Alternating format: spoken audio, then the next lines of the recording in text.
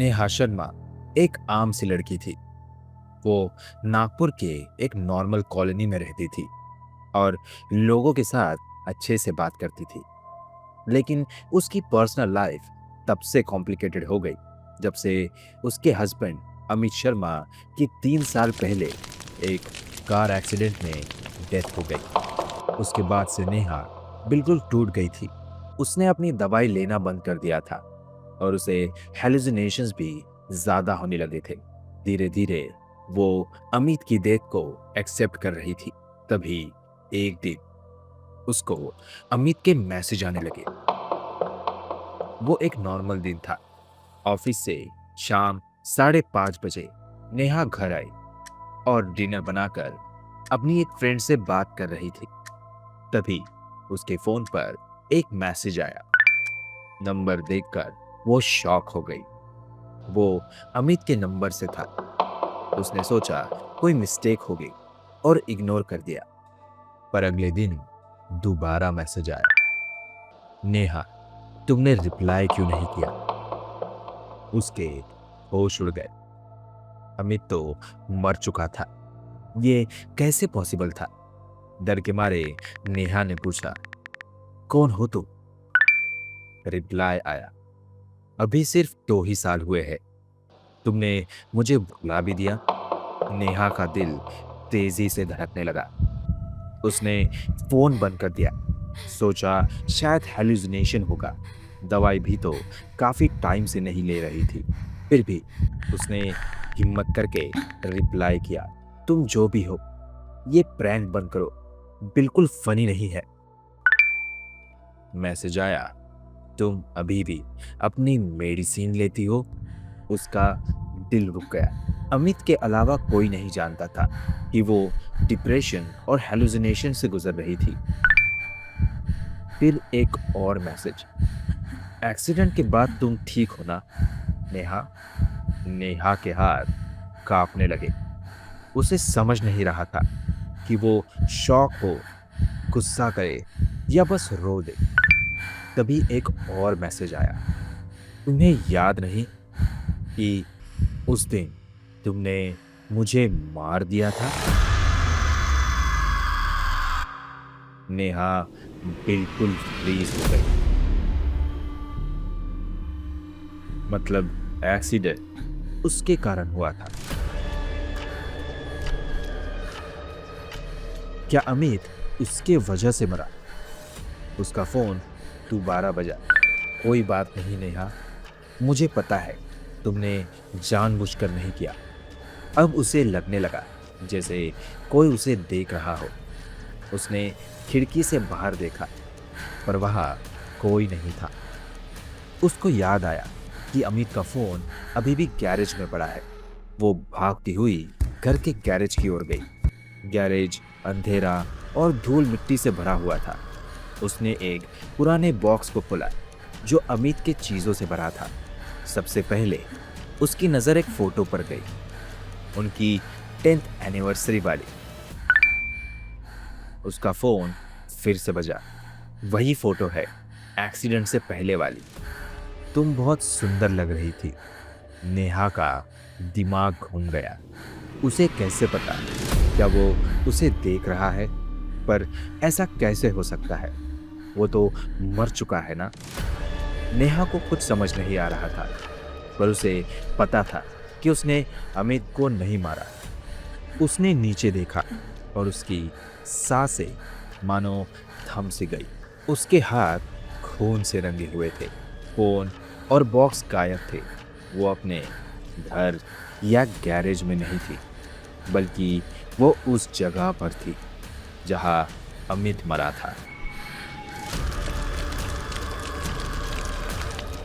बर्फ गिर रही थी, फॉग था और सामने वही कार थी, उनकी काली टोयोटा पेड़ से टकरा के जल रही थी। नेहा को दूर तक कुछ दिखाई नहीं दे रहा था, पर अमित कार में फंसा हुआ था।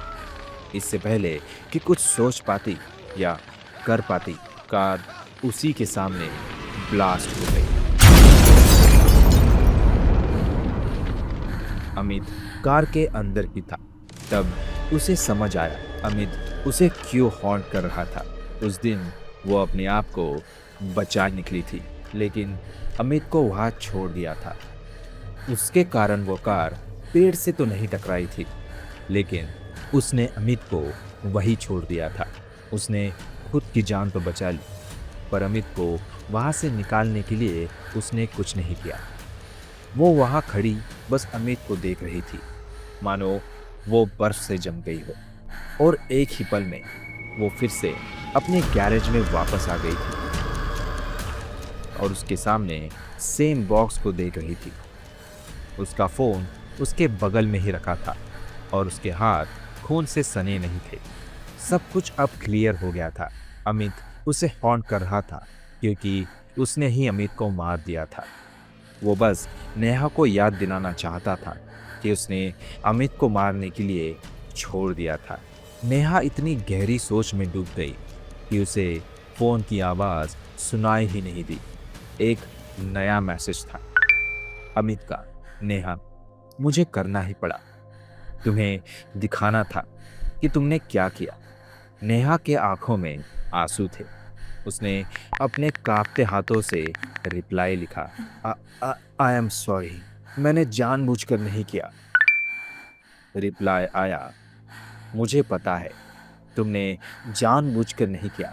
मैं गुस्सा नहीं हूं तुमसे, लेकिन तुम डिल्यूजन में सब भूल गई थी। वो सच था। नेहा जानती थी एक्सीडेंट के पहले से ही वो थेरेपिस्ट के पास जा रही थी। उसने एंटी हेलुसिनेशन और एंजाइटी के लिए दवाई ली थी, पर अमित के मरने के 1 साल पहले ही उसने सब दवाई फ्लश कर दी थी। उसे लगा उनसे कोई हेल्प नहीं हो रही है। अमित हमेशा कहता था दवाई लेने के लिए, पर नेहा थक चुकी थी। वो अमित से झूठ बोलती रही कि वो दवाई ले रही है। फोन फिर बजा। ऊपर जाओ नेहा और बॉक्स साथ ले जाओ। उसने वही किया। तब तक शाम हो चुकी थी। वो 3 घंटे से नीचे गराज में ही थी। ऊपर आकर नेहा खिड़की के पास बैठकर बॉक्स को खोलने लगी। उसमें अमित की वॉच और कुछ पुरानी फोटोज और कपड़े थे। उसमें से एक फोटो देखकर उसका दिल रुक गया। उनकी काली टोयोटा कार आग में जल रही थी। ये फोटो कब ली गई थी? उसने गैरेज में तो नहीं देखा था। अब स्टैक के सारे फोटोज एक जैसे थे। कार फ्लेम्स में घिरी हुई थी, ब्लास्ट होने वाली थी। लेकिन इस बार अमित कार के अंदर नहीं था, नेहा खुद थी।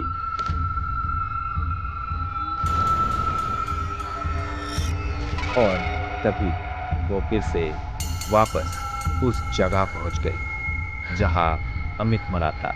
लेकिन इस बार कार पेड़ से टकरा कर नहीं रुकी थी। वो सीधा एक पहाड़ के ऊपर से लेक के अंदर गिर गई। गहरे तालाब के पास नेहा पानी के किनारे गई। उसे वहां कुछ नहीं दिखाई दे रहा था और तभी उसने वहां खुद की लाश देखी, टूटे हुए ग्लास से कटे हुए हाथ पैर और खून से लथपथ उसकी लाश। फोन आखिरी बार बजा।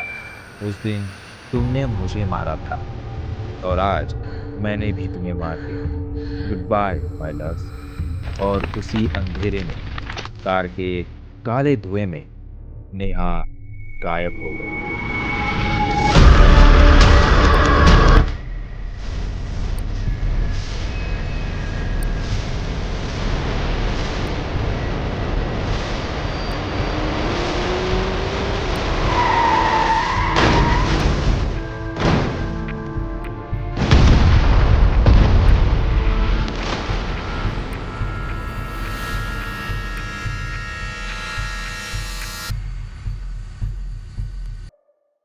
अगर आपको ये स्टोरी अच्छी लगी तो लाइक कीजिए।